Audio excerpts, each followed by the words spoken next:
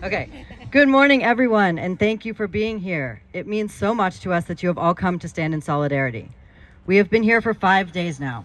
5 days of learning, building community, and pushing our demands. 5 days of being ignored by President Lee, but we refuse to be ignored. We will continue to stand together. No matter what email is thrown at us, Zionist that threatens us, we know our truth. We know why we're here. We refuse to stand complicit to genocide. We are rejecting the common theme of shutting our phones off at the end of the day and forgetting about the devastation occurring in Gaza. We will show up all day, every day, for as long as it takes. And we will grow stronger from the support around us. Our faculty have heard us. They have seen us, and now they are here because they understand and they will fight beside us. We have built the foundation for our power, our knowledge, and our ability to stand here today. To quote Claudia de la Cruz in her speech at Columbia, there is no better school than this occupied space. And she's right. I have learned so much in the past few days from my comrades. How to organize, communicate, provide patience and grace to each other when needed, and that I need to wear sunscreen. But the basis for all this knowledge comes from our educators, and we have them standing here today, and it's so incredibly powerful. We are incredibly powerful, and we stand on the right side of history. I want you to chant with me if you know it. What do we want? When do we want it?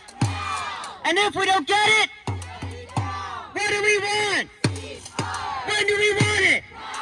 And if we don't get it, free, free Palestine! Free, free, free Palestine! Free, free Palestine! Free, free, free Palestine! I am going to invite our first speaker up. I got my list, hold on. Professor Tony Kashani, Professor of Education and Social Justice at Antioch University.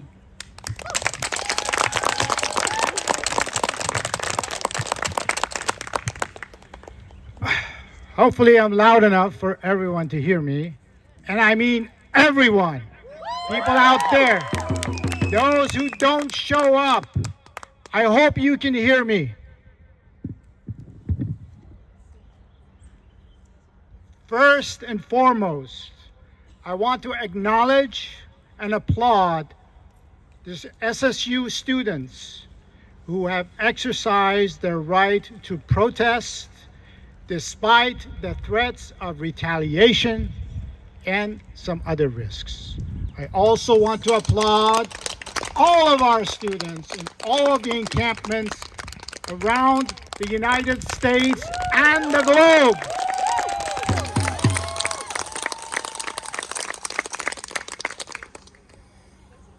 We are here to bring attention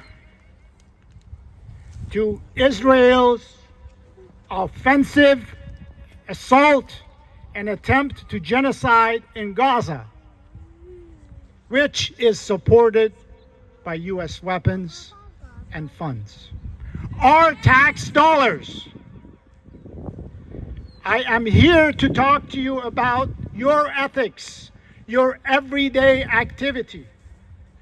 I am here to talk to you about facts and values.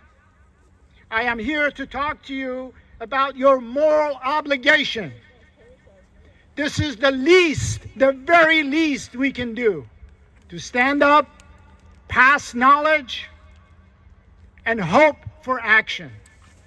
The struggle continues, but we will be here. We're not going anywhere.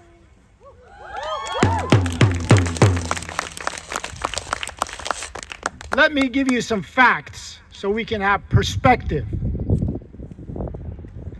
The population of Rohnert Park, this city where we are right now, the last time I checked was 44,326 people, many of whom are women, children, and the elderly. The number of people killed in Gaza at the hands of Israeli military using taxpayer-funded weapons, ammunition, and bombs is close to 35,000 people, plus 80,000 wounded. More than 14,500 children reported dead in Gaza, and famine is right there. They're facing starvation. 12,000 women have been killed. All in all, 70% of the dead are women, children, and the elderly, who have no bombs, who have no weapons, who are not terrorists. Did you know that the United States commits, on the average, $3.3 billion annually to Israel? 97% of that money is used for weapons, for military means. That's our money. Woo! Our money. Every day, $9 million every day is given to Israel to commit genocide.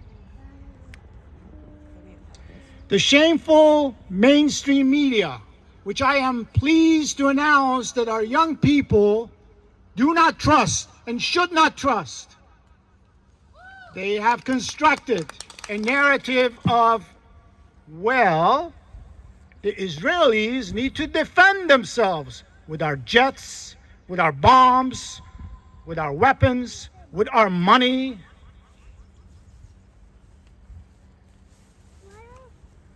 They call this a war between Hamas and Israel. But this is no war. This is a war against Palestinian people.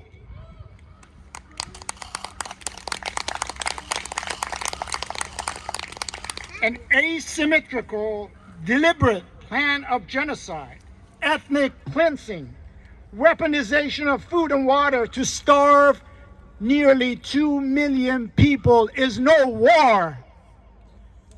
It's a new Holocaust. 10 days ago, the shameful United States Congress passed a foreign aid bill that has an additional, in addition to the $3.3 billion that I mentioned earlier. And these are facts. You don't believe me? Check it out.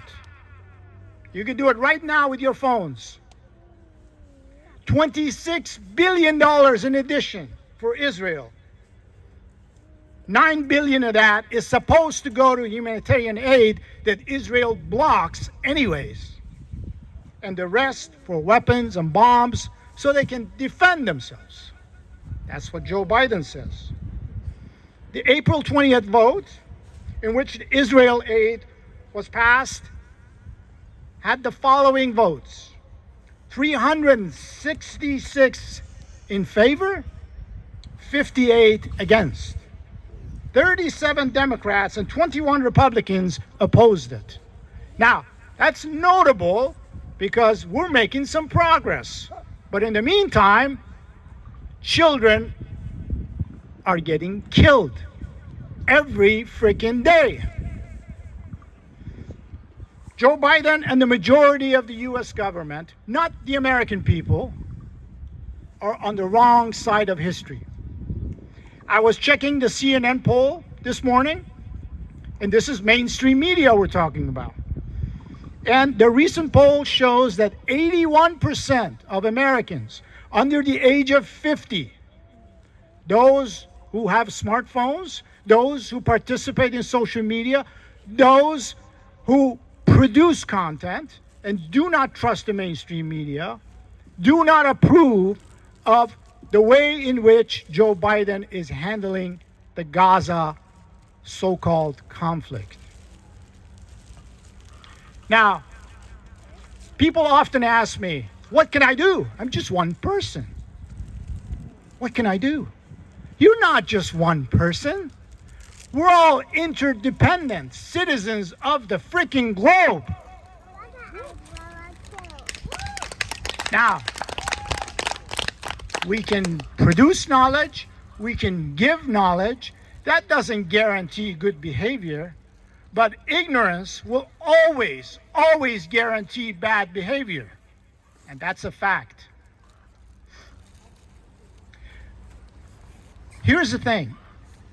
There is something we can do, and these brave students and the faculty that support them, and I applaud you, are doing something about this. There is precedence to this. Definitely. In 1988, 155 universities in this country divested themselves from South African apartheid.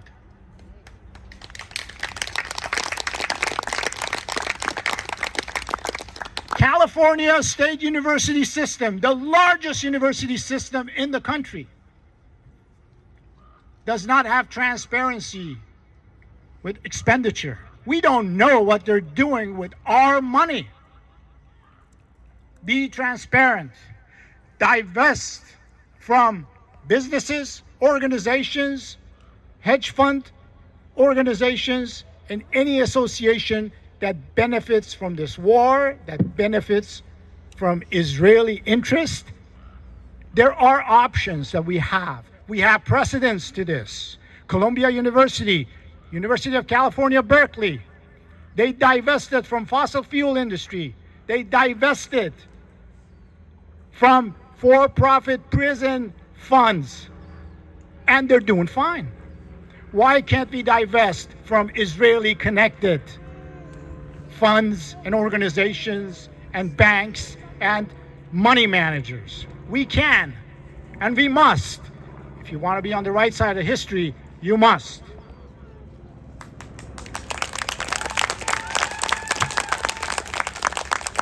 Just the other day, I learned that Samsung, the Korean giant, has a branch called Samsung Next that used to invest in startups, tech startups in Israel. It has stopped its relationship with all Israeli organizations. As of today, 56% of tech sector in Israel is dead, canceled. So, President Lee, can you hear me out there? Will you join the students at SSU and the faculty that support them? Come and stand here in solidarity with your students, your faculty, and fight for the right of Palestinians to exist.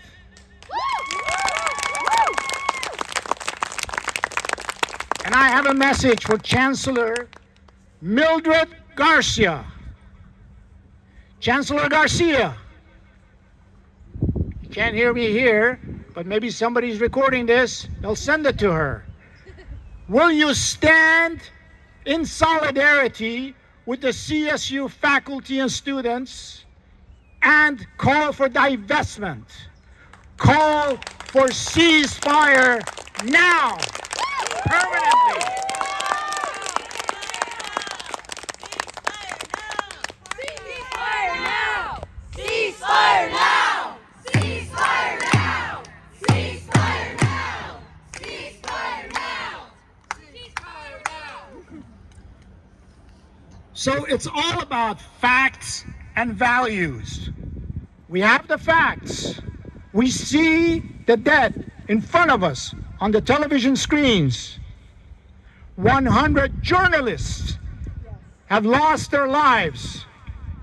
Many, not just the 7 aid workers from the World Kitchen, many aid workers have been killed indiscriminately. Mass graves have been discovered. And what are we doing about it? What is our government doing about it? They're sending money so they can finish the job. So where are your values? Are your values on the right side of history, or are your values with the imperial projects that you have continued to carry on decade, century after century? We're standing right here. We're standing on stolen land, and many people in charge refuse to acknowledge that.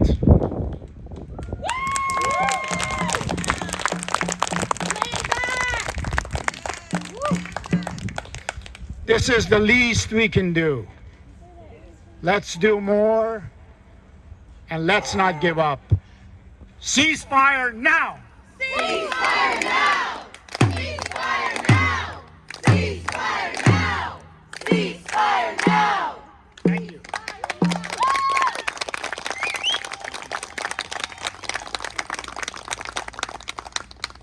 Next is Professor Allison Ford.